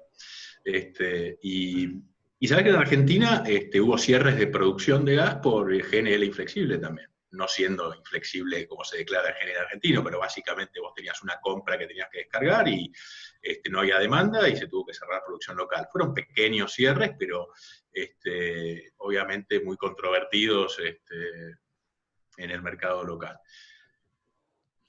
Yo creo que la solución del GNL inflexible chileno es una solución creativa a un problema complejo, digamos.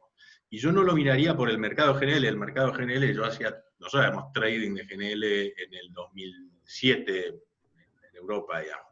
El mercado spot de GNL más o menos es desde el 2010, 2009, que es el 30% del mercado, más o menos. Hay mucha flexibilidad hace bastante tiempo. Pero esa flexibilidad es una flexibilidad, si querés, de mediano plazo. Vos igual el barco lo compraste hace 30 días el barco está llegando, ese GNL que está aterrizando hoy es inflexible. No lo podés flexibilizar, porque ahí pasa más por un tema de capacidad de almacenamiento versus flujo, stock versus flujo. Yo creo que la mirada que hay que hacerle al GNL y cómo se programa y compra y se introduce en el mercado, y sobre todo en el caso de Chile, tiene que tener mucho más que ver con la seguridad de abastecimiento que con esta dinámica de competencia. Porque vos podrías no tener nada, digamos, pero obviamente tenés un problema de abastecimiento. Vos podrías comprar todo spot. Yo solamente no tengo ningún contrato, que es lo que hace Argentina, ¿no? Argentina compra todo spot. Aún haciendo que compra todo spot, tuvo que cerrar producción porque tenía obligación de bajar un barco, ¿no? Los costos de desarmar una operación sobre los últimos 5 o 10 días antes de la descarga son enormes. Entonces pones a costos por ahí mucho más significativos que el GNL inflexible, porque alguien tiene que absorberlo eventualmente esos costos, si no el volumen no está y vuelta cae sobre la seguridad de abastecimiento. Por eso me parece que acá, no sé si, obviamente que debe ser perfectible, debe haber problemas, como pasa con toda la regulación, y seguro que hay mejoras potenciales. En Europa, como funcionaba es, vos vendías la energía cuando comprabas el combustible, con lo cual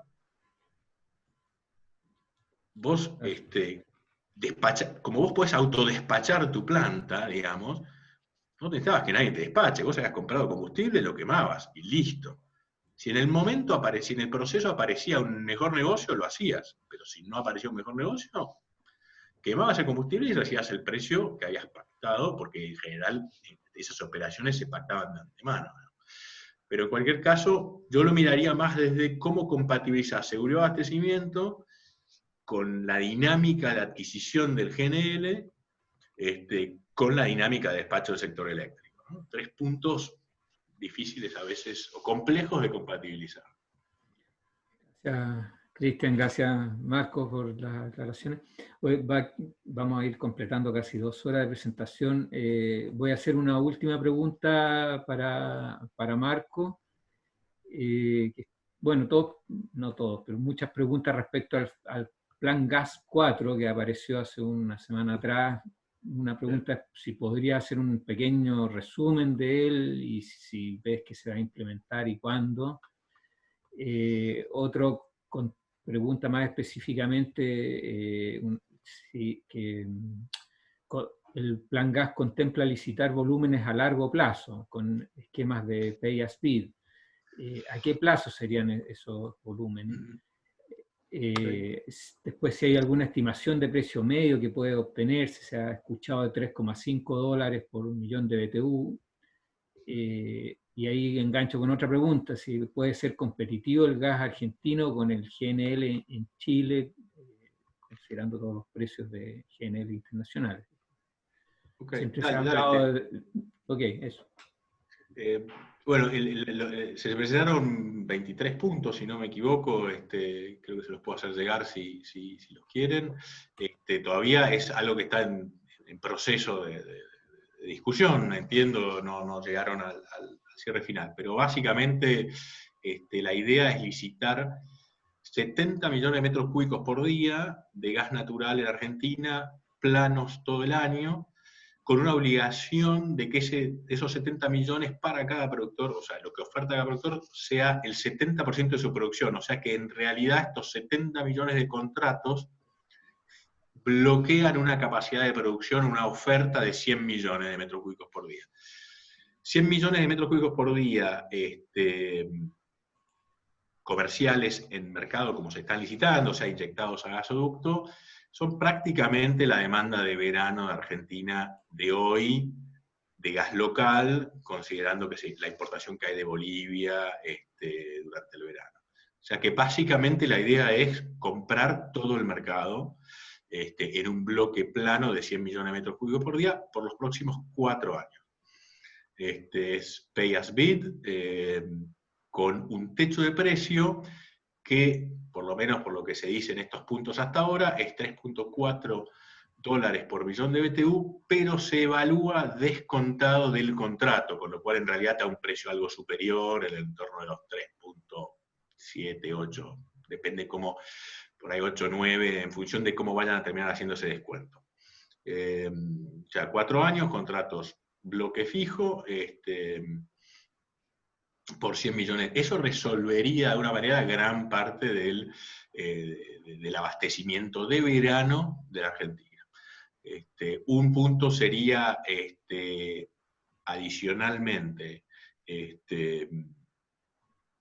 licitar volúmenes de invierno, y en función de quienes ganen esos 100 millones de metros cúbicos, se le otorgaría derecho de prioridad para exportaciones de gas estacionales hasta 11 millones de metros cúbicos por día. Ese es rápidamente, y lo otro que dice el plan es los precios en el mercado interno, tarifas de usuarios finales, las va a determinar el gobierno. Lo que no se traslada a precio de estos precios que se liciten en los contratos, lo va a pagar el Estado Nacional. Respecto de la competitividad del gas argentino en Chile, yo, como decía antes, no tengo ninguna duda. El plan prevé que este precio de 3,5, lo que fuese, se divida en un precio de invierno que sea un 25% arriba de este precio medio, y un precio de verano que sea 82% del precio medio. Con lo cual, un $3 y medio te está dando un $4 50, 70, 80 o hasta $5, en función de cómo descuenten, del gas de invierno argentino. Con lo cual, yo creo que el gas, digamos, de vuelta, cuánto puedas bajar el precio, la oferta de gas argentino a Chile en verano, depende de cuándo vos puedas conseguir por ese gas en invierno en Argentina. En un mercado que funciona, vos en Argentina podrías pagar $6 en invierno y venderlo a $2 a Chile en verano. Entonces, yo creo que la competitividad se va a dar porque la competencia de mediano a largo plazo es el GNL, y comparado con el GNL, Argentina es competitivo en el costo de producción. Y a eso le sumás el valor que Argentina necesita para su gas de invierno, con lo cual tenés un valor agregado que no tengo duda de que el gas es competitivo. Bueno, muchas gracias Marco, muchas gracias Cristian, gracias a todos los que participaron en este Webex.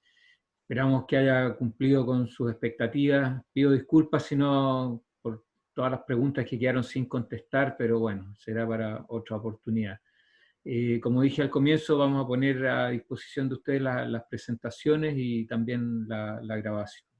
Bueno, muchas gracias a todos y que tengan un buen resto de día. Hasta luego. Gracias, chao, adiós. Chao, chao, chao.